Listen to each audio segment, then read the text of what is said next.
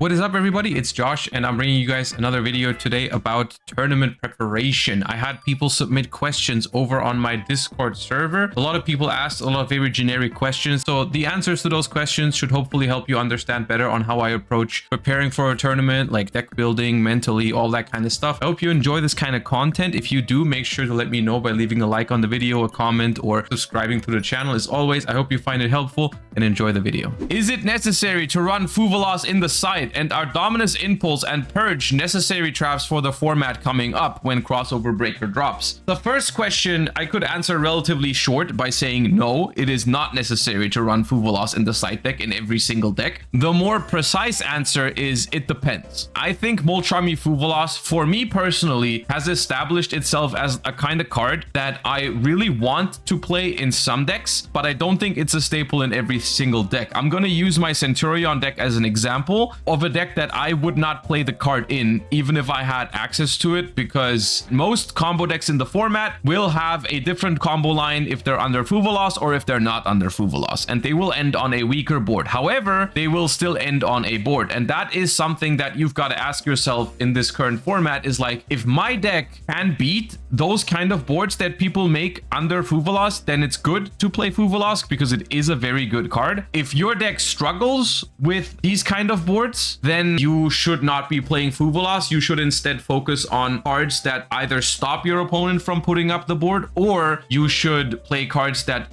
actually out their board. And I think Fuwalos is the kind of card that's really good in decks that have a decently high ceiling and can break half boards very well. Like, for example, the Snake Eye variants at the moment, because if your opponent only ends on, depending on the deck, right? Most decks will have like an IP into SP line available, maybe some other disruption from like the Fire King cards with the right hand, like, because Fuwalos also gives you 1 or 2 extra cards in those scenarios, right? So you will have a 6 or 7 card hand against 2 or 3 disruptions from their board, plus maybe 1 or 2 hand traps. If your deck can deal with that, then I think Fuwalos is very good. If your deck cannot deal with that, then I would not play Fuwalos. Then I would rather take the gamble on like maybe playing hand traps that stop the opponent, like Imperm, Veiler, Ash, Dominus cards, like you mentioned in the next sentence, and just hope that my opponent just can't combo, right? So no, I don't think Fuwalos is an absolute staple right now. I think it depends on the deck. As with all cards, you know, in some decks they're really good. In other decks, they don't exactly fulfill their intended purpose.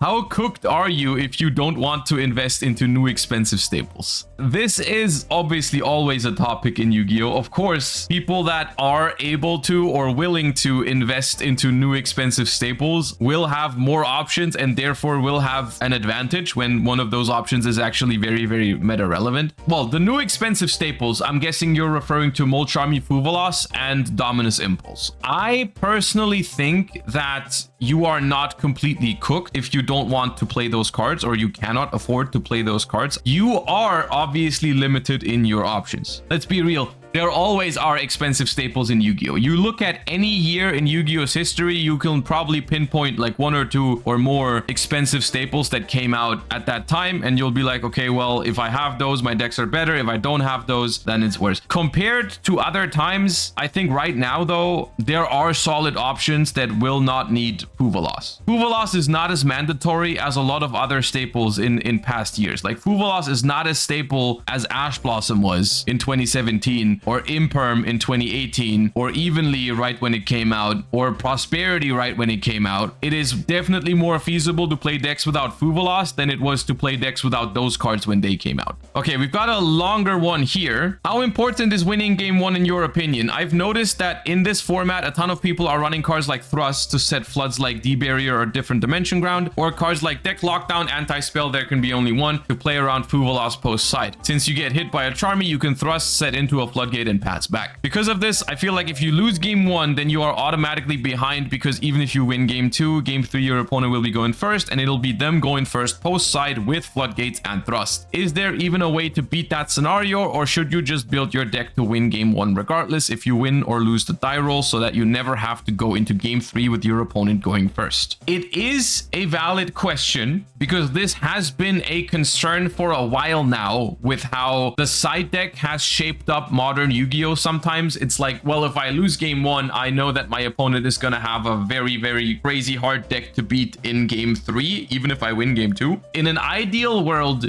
you would just win game one. I think the more realistic approach is you could try to find a deck that doesn't lose to cards like D-Barrier, right? Which some decks in the current format do that. Like there are decks in the current format that are not as bad into D-Barrier or different dimension ground as some of the Snake Eye decks or Tenpai or something. There are ways to mitigate this issue, and this is typically one of the advantages of the decks that are not regarded as the decks with the highest ceiling, but they are still good because they have these other mini advantages, right? Like, for example, I hate bringing it up every single time, but Centurion is a deck that doesn't really care that much about different dimension ground and also doesn't care as much about D-Barrier. But in general, you do have to realize that not everyone is able to do this. In theory, yes, in theory, this sounds bad for the format if everyone is playing Thrust with D-Barrier, deck lockdown, anti-spell, and all that much. However, I think in practice, this is not what everyone is doing, because you do have to decide a little bit in your side deck, right? Your side deck space is not infinite. People are also worried about having to go second, right? Like, you are not the only person with this issue. Other people have the same problems. I've looked into it. I think at the moment the trend is going more towards siding more cards for going second rather than siding a lot of Thrust and D-Barrier and DDG and stuff like that. I am prepping to go to the YCS that's been announced in the UK for February, and I've got a cooked list that I've been slowly working on buying the cards for. 2 questions. The list is Snake Eye related, so do you think it is a wise choice to prep this far in advance when the deck could be hit? And do I go back to my comfort deck, Branded? This list I think is way better than Branded, but if it ends up being murdered by a ban list, then I will be really out of practice on Branded. If you already know that you're going to be able to go to YCS Birmingham in February, I completely understand wanting to start preparing for it right now. However, I do think it doesn't make that much sense to prepare for a tournament that is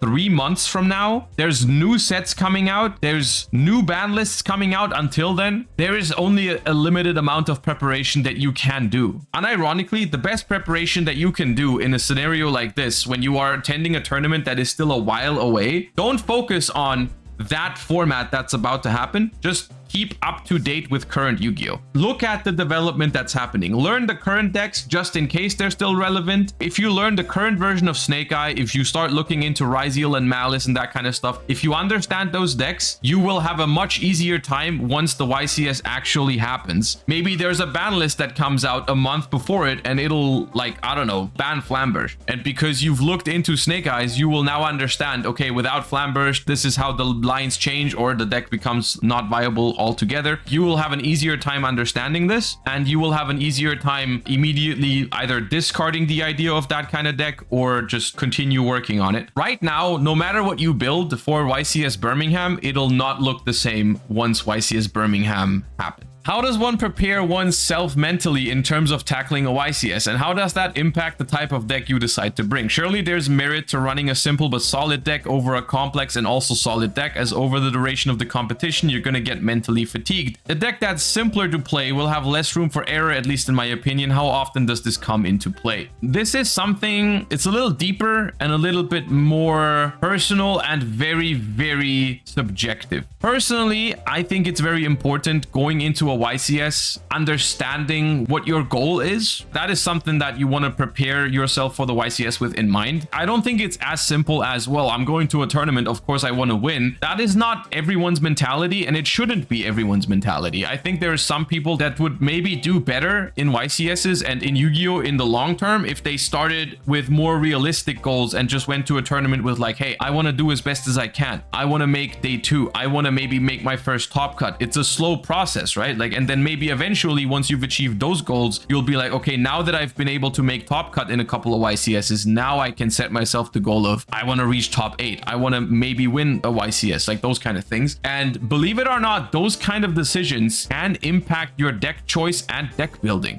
because there are certain approaches that'll be more likely to get you to a YCS top than to a YCS win. For example, a Tenpai deck, or a very standard Snake Eye Fire King deck if you've practiced with it, a very standard Snake Eye Azamina deck. Those are the kind of decks, they are top meta for a reason, and if you take one of those decks, learn it, play it well, and bring it to a YCS, if you actually execute it well, if you play it well and you have a solid day, you are very likely to make top cut. But if you make top cut, you will be way more likely to play against people that are prepared for exactly those decks. Every single, I don't know, you want to call it pro Yu-Gi-Oh player, good Yu-Gi-Oh player at the moment is preparing for the YCS with those exact decks in mind. Everyone is going to have a good plan on how to beat those decks. If you make top 64 with Tenpai, I think it is no longer in your control whether you will win the tournament or not. But this is important. It's completely fine to enter a YCS with Tenpai or Fire King or Snake Eye Examina because you just want to see how well you can do with those kind of decks, and maybe you want to get your first YCS top, your first YCS day 2,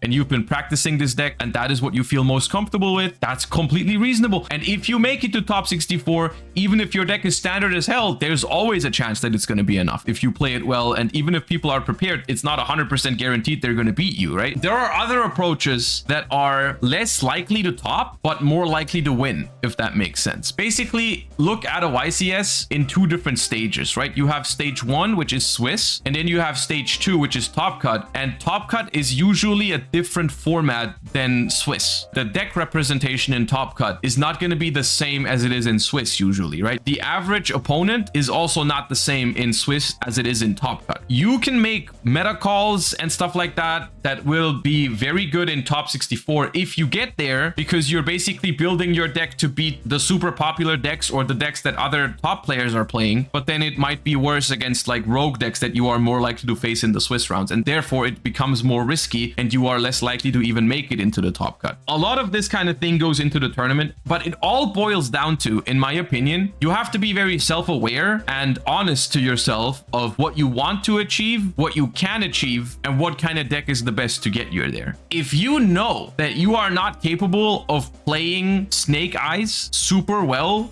throughout 12 rounds of Swiss, either you will have to put in the work to learn it. If you can't do that because there's no time or whatever, then you shouldn't be playing it, even if you know that technically it's the best deck. But like, what's the point? Usually I tell people, hey, play the harder decks because that'll teach you more. For me personally, I would make an exception for that at the YCS. If you want to use the YCS for testing ground and learning ground, sure, go ahead. But I personally think it's better to do that at smaller tournaments. And for the YCS, you should just play the deck that you think you have the best chances of doing well with. Even if you think Snake Eye is the best deck, if you can't play it properly, then you should probably pick something else. And that is completely okay to realize that. It's actually good to realize that. You know, it takes some courage to look at a deck and be like, yeah, I've tried it. I think it's good, but I think I'm not going to play this well. I need to pick a different option. And that's also respect. How important do you think it is to stay aware of OCG meta developments, more so when nearing those formats in the TCG, especially to keep ideas of which cards to swap due to balance differences and the non-guarantee of having the same promotional cards available to play at the time? Overall, being aware of the OCG, it's something that I do mostly out of interest. I like looking at other formats of Yu-Gi-Oh, seeing how people act, seeing how people build decks. The more content I can consume about Yu-Gi-Oh, the more stuff I can think about or look at, the better for me. In terms of competing in the TCG, I wouldn't say it is super important. It helps sometimes. To be honest, I think most of the time it can help with, like, I don't know, picking a card up before it gets incredibly expensive or something every once in a while. You know, that is something that can happen, like Fabled Lurie or something. Trident Dragon, yeah. It's nice to know what might be coming, but be aware that there's often differences in the format, and sometimes these differences are more severe than you would expect. I'm looking at Unchained. Did nothing in the OCG. All of a sudden, best deck in the TCG. Always keep that in mind, that there's no guarantee that things will be the same, but it can be a good indicator. How do you generally go about comparing different deck non-engine options? Do you start with a boiler platter list and test from there, or do you decide what you think is powerful through reasoning and then start testing to see what worked and what didn't? Or do you use different methods depending on the meta? If the last option's right, what makes you try something different? Look, Yu-Gi-Oh is a game with a lot of different possibilities. It almost feels like infinite cards to choose from, that you have to always do a lot of things through reasoning and theory. We're all doing this, by the way. Every single time we are excluding like 95% of the card pool through sheer reasoning because we don't even consider them in the first place. That is also technically reasoning, right? We are not considering a lot of decks for a tournament because we know, or we think that we know, that they're not even viable. throughout the card pool or throughout all the available options, there comes a line where you start being uncertain whether something is good or not. And that's the point where you have to start thinking about, is it worth dedicating some of your limited testing time to one of those decks? Every single time I enter a tournament, there are things that I would have liked to test if I had the time for it, but I didn't. But you're not always able to, right? So sometimes you have to limit yourself to exclude some of these things with theory. You just have to find the right balance. Basically, you don't want to waste time testing things that don't end up working, but you also don't want to risk missing too many options because you just discard them in theory and never even get to try it. Finding the right balance is very hard, and I would argue that I personally also don't find that balance very often. The way I do it, I think about a lot of stuff. Whenever I think something could be good enough, I try to put it into practice. I try to actually play with it and see if it's correct. And I try to find the balance between the things that I think are worth trying and the things I end up thinking are not worth trying. It is difficult, but time management is very important when preparing for tournaments. I've hit a ceiling as a player when it comes to competitive play. I feel like I have strong theory, and I was really happy with my deck building decisions at Euros and had pretty much perfect sighting, etc. for all the matchups I faced, but I lost/drew too many matches due to my in-game decision-making technical play. And one mistake usually leads me immediately to another mistake that's just way worse than the first ever was. Do you have advice for technical play in-game decision-making? Preferably that's not just play more games, that can help me lose, draw less often, and maybe how to avoid tilt when you do make mistakes.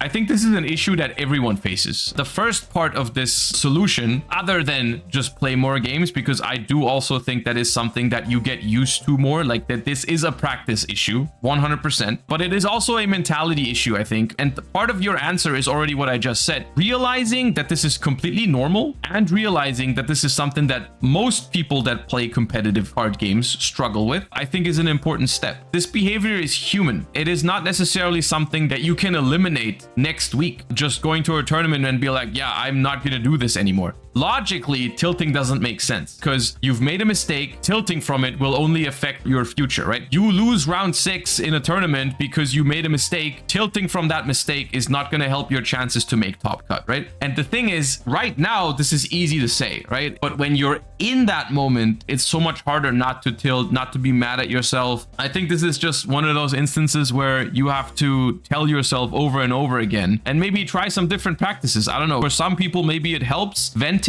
to their friends about what just happened. For others, maybe that just increases the problem. Maybe for other people, it's better to not think about it. Think about something else. You know, talk to your friends about how their round went instead of how your round went. That is something that is also very personal, right? How people deal with this kind of stuff is probably different for different people. But overall, I think the biggest thing you have to realize is that it's completely okay to feel this way. And everyone feels this way sometimes. And maybe accepting that this will sometimes happen will make it easier to deal with. I think frustration is something that sometimes just needs to happen in order to make it less bad, if that makes sense. I'm trying to have better awareness and forethought as I'm playing duels against people to practice since I got my invite to the WCQ. How do you go about trying to narrow down what your opponent's hand consists of after they've made a few plays? Is it just intuition and memorization of a deck's combo lines, or is there something else? I think there is a relatively simple answer to this, and I think it is almost criminal how little people actually do this. The simple answer to this is you need to play other decks. There is nothing that'll make things so easy for you to read as if you have played a couple of hours with a deck. If you're trying to narrow down your Snake Eye opponent's hand, learn how to play Snake Eye. Just an example, if I have Bonfire and Witch, do I start Witch or do I start Bonfire? One of those simple questions. Now, not everyone is going to answer that the same way. Some people will say, hey, start Bonfire. Some people will say start Witch, but you will find out what the majority of people do. Most people start Witch. What that means for you, if your opponent starts with Bonfire, you can make an educated guess that they don't have Witch, because most people would start with Witch. Those are the kind of things that you will learn the more you play the deck yourself. If you've never played Snake Eye yourself, it's so much harder to learn these sort of things. You have to pair it with reading your opponent's skill level too. I mean, there is levels to it, right? Of course, this kind of behavior is exploitable, right? Because suddenly, if they have Bonfire and Witch, they can throw the opponent off by starting with Bonfire, but it'll help. Maybe Centurion is a better example because I've recently played it. I feel more confident saying stuff. But for example, if your opponent started with Emblema Oath, I can already tell you a bunch of cards that are not in their hand. They do not have stand-up Centurion. Those sort of things, right? Because like if they had stand-up, they would start with stand-up, or if they had a normal summon, they would start with a normal summon and use the Emblema as an extender. After finding out whether their normal summon got hand-trapped or not, you don't want to give your opponent the info of the extender first. If you have Emblema and stand-up, you want to start with stand-up to bait Ghost Ogre, which is a common card in the current format. So like they Ghost Ogre your stand-up, you chain Emblema to make the card indestructible. Those are the kind of things that you will learn relatively quickly when you play Centurion. So when you play against Centurion, you will know, okay, they start Emblema very, very, very, very often. That'll be their only starter. This was the Q&A session. I personally think that was some good talk. I hope this was interesting for you guys as well. If you were watching this on YouTube, let me know how you liked it. Should I continue doing this in the future? Do you have suggestions on how I could improve this sort of concept? I am very much open for suggestions. I hope it helped. If you're watching it on YouTube and you want more content like this, then make sure to leave a comment or a like and subscribe to the channel to show me that you like this sort of content. Thank you for watching. Goodbye, YouTube. See you next time.